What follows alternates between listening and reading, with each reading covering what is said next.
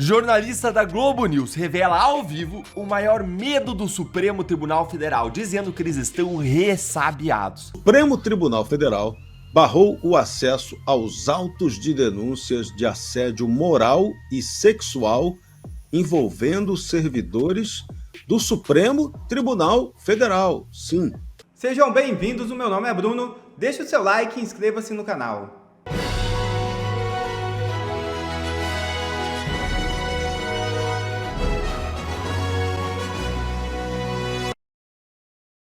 Google critica a decisão do STF sobre redes sociais e alerta para impacto na liberdade de expressão.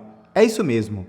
O Google manifestou preocupação com a decisão do Supremo Tribunal Federal tomada nesta quinta-feira, que permite responsabilizar civilmente plataformas digitais por conteúdos ilícitos publicados por usuários, caso não sejam removidos após notificação extrajudicial.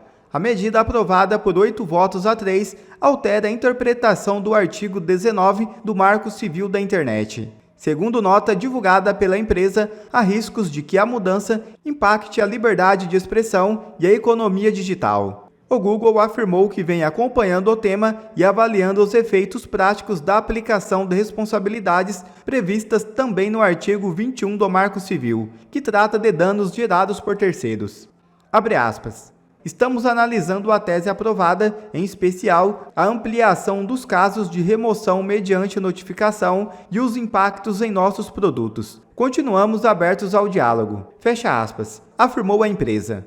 Apesar da nova interpretação do STF, permanece válida a exigência de decisão judicial para remoção de conteúdo em casos de crimes contra a honra. O ex-deputado Deltan Dallagnol traz mais detalhes sobre a decisão tomada no STF e revela o maior medo dos ministros do Supremo. Gustavo Gar também comenta. Assistam. Jornalista da Globo News revela ao vivo o maior medo do Supremo Tribunal Federal, dizendo que eles estão ressabiados. Meu muito bom dia para você nessa sexta-feira e que Deus abençoe você, a sua família, o nosso Brasil, porque nós vamos precisar muito da proteção de Deus nesse momento sombrio que estamos vivendo, que foi agravado agora que o STF finalmente instalou o seu regime de censura no Brasil. A derrubada de conteúdos legítimos das redes sociais pode e vai começar a qualquer momento e as vozes de milhões de brasileiros vão ser caladas com toda certeza. Nesse nosso encontro com justiça, eu quero te mostrar duas coisas. Primeiro, eu quero te mostrar um vídeo do ministro Dias Toffoli chorando, emocionado, ao instalar censura no Brasil. Em segundo lugar, eu quero mostrar para você um outro vídeo que explica o primeiro, que é de uma jornalista da Globo News revelando ao vivo qual é o maior medo do STF. Então fica aqui comigo que tudo vai fazer sentido para você. Bora direto ao primeiro ponto, então, com esse vídeo aqui do Toffoli, do momento exato em que o ministro proclama o resultado do voto que responsabiliza as plataformas e redes sociais por conteúdos postados por usuários e que assim instala a censura privada a partir dessa ordem do STF aqui no Brasil. Acompanhe comigo. E muito me honra, senhor presidente, poder fazer a leitura desta tese. E digo... Senhor presidente, e digo, senhor presidente, que muito me honra fazer parte dessa corte.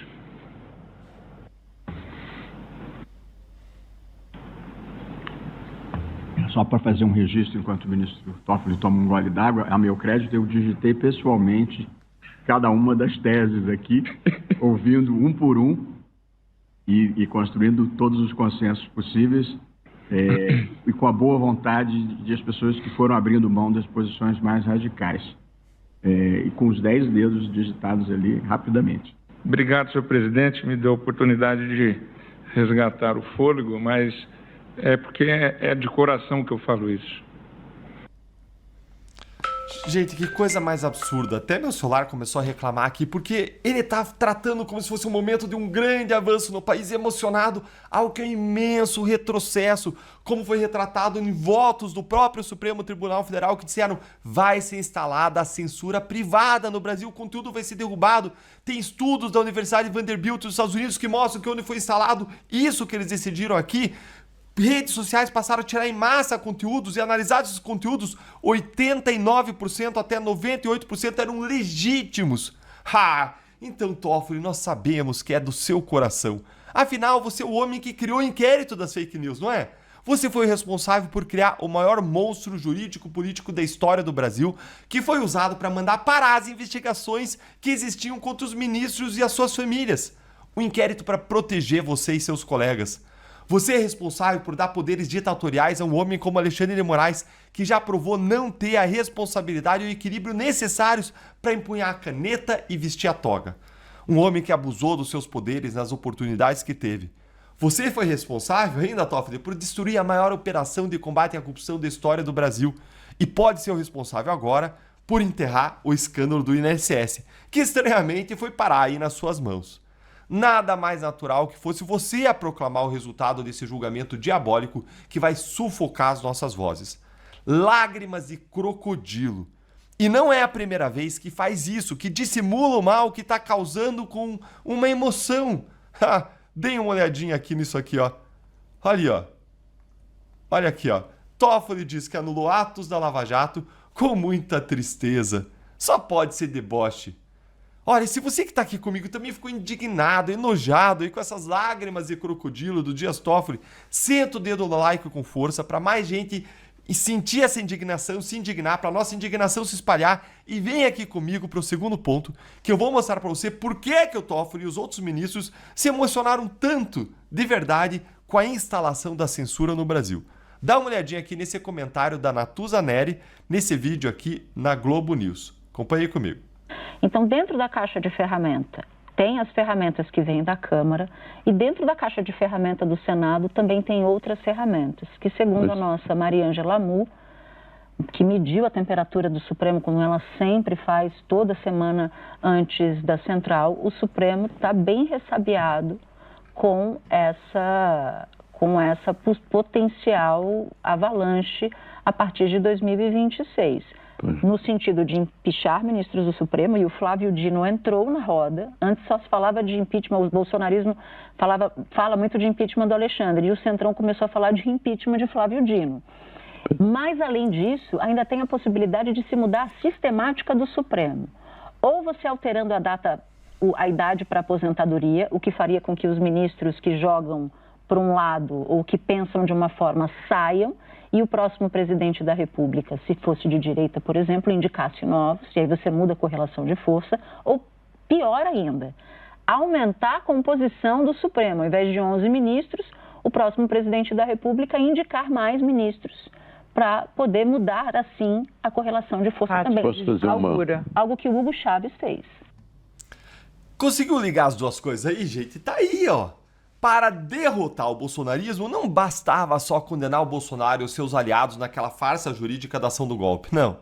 O Supremo tinha também que censurar as redes sociais, porque o grande objetivo, no fim das contas, não é apenas prender o Bolsonaro.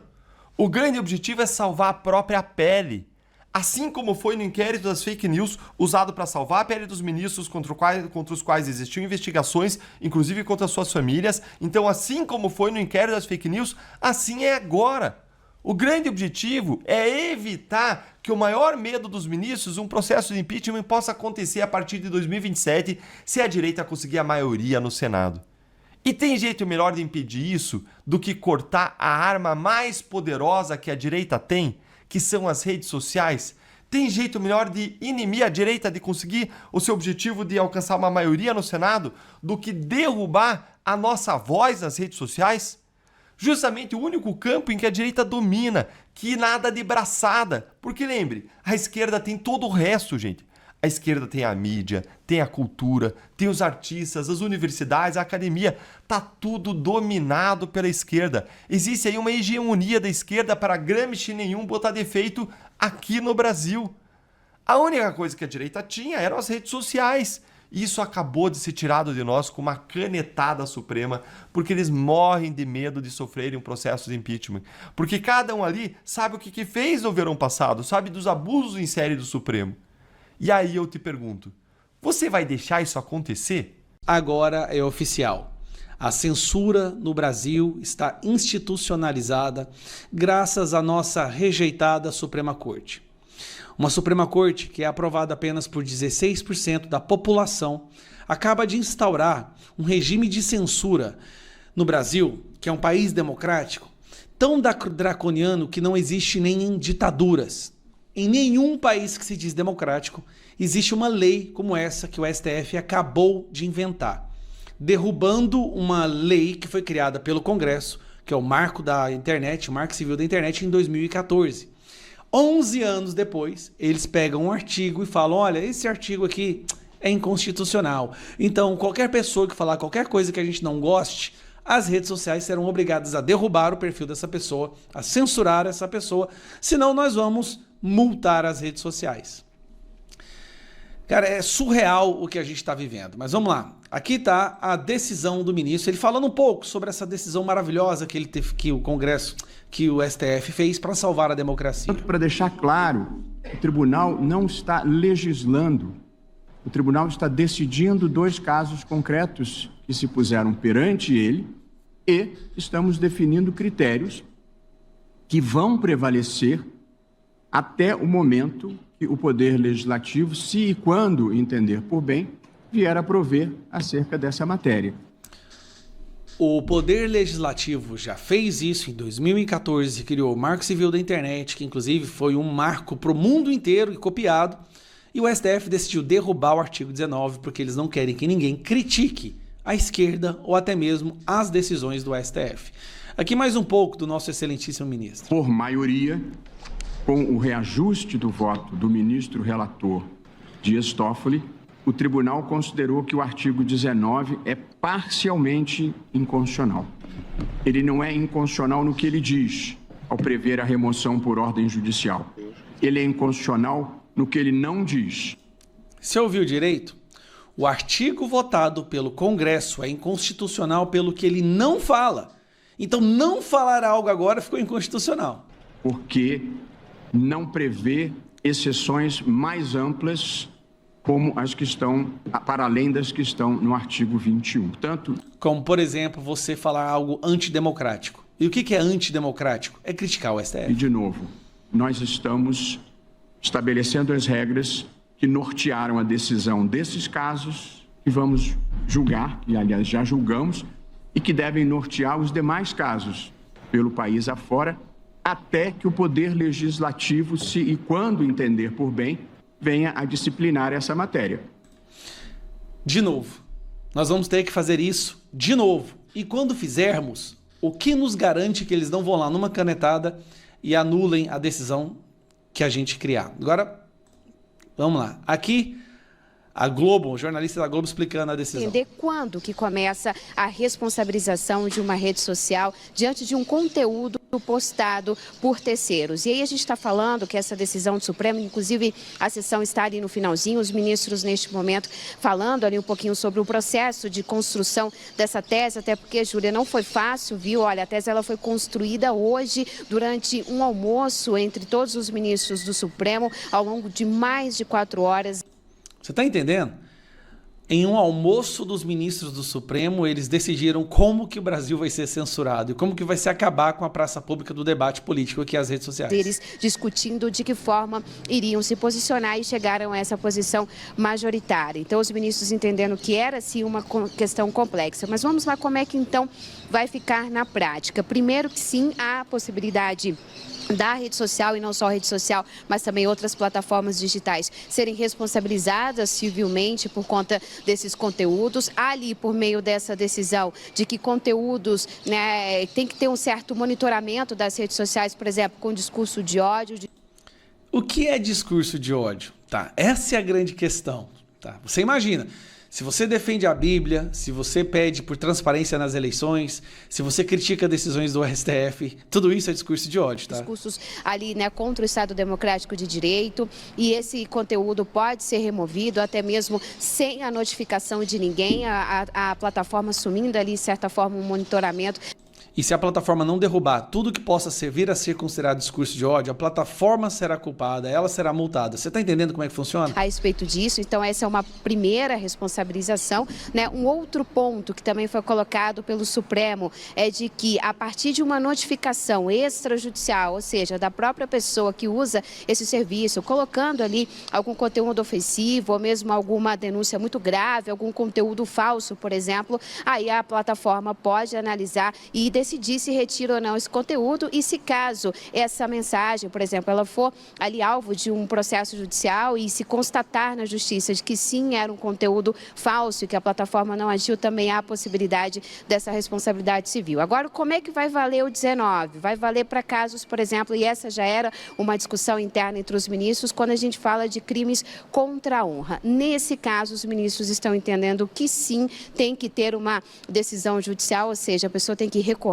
ao judiciário para extração, mas é claro, eles deixaram claro que se a plataforma analisar ali, a partir até mesmo de uma notificação, de que mesmo envolvendo crimes de honra e que se trata, esse conteúdo pode ser retirado. Então, essa foi uma tese que foi construída entre os ministros. A gente tem algumas exceções, por exemplo, legislação eleitoral ou mesmo aquelas, né?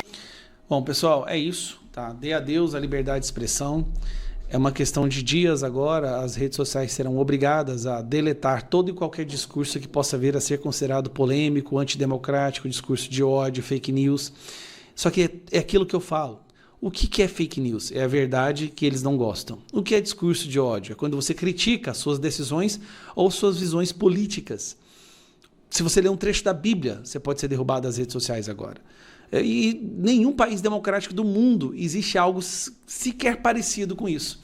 Mas graças aos nossos ministros do STF, os nossos magnânimos, iluminados ministros do STF, agora essa é a nossa situação.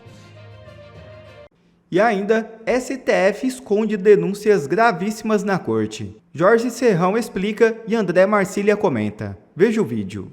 O Supremo Tribunal Federal barrou o acesso aos autos de denúncias de assédio moral e sexual envolvendo servidores do Supremo Tribunal Federal. Sim, o ministro-presidente Luiz Roberto Barroso assinou um despacho negando compartilhamento dos documentos, mesmo com base na Lei de Acesso à Informação.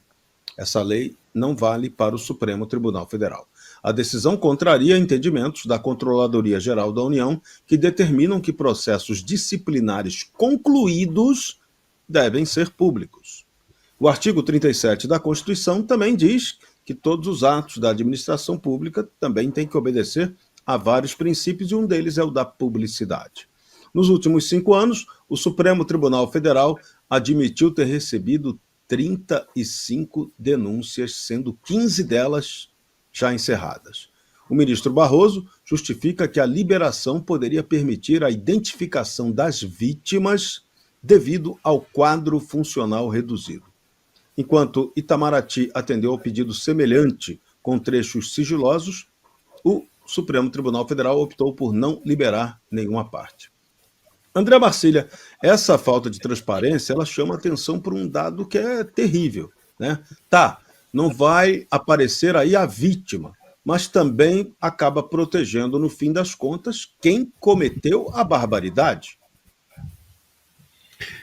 E assim, né, Serrão, isso daí partindo do ministro, presidente do STF, que é o ministro Barroso, e que queria nos recivilizar, né? Então o ministro, como é que ele quer nos recivilizar? Com o silêncio, com a ocultação de supostos ilícitos?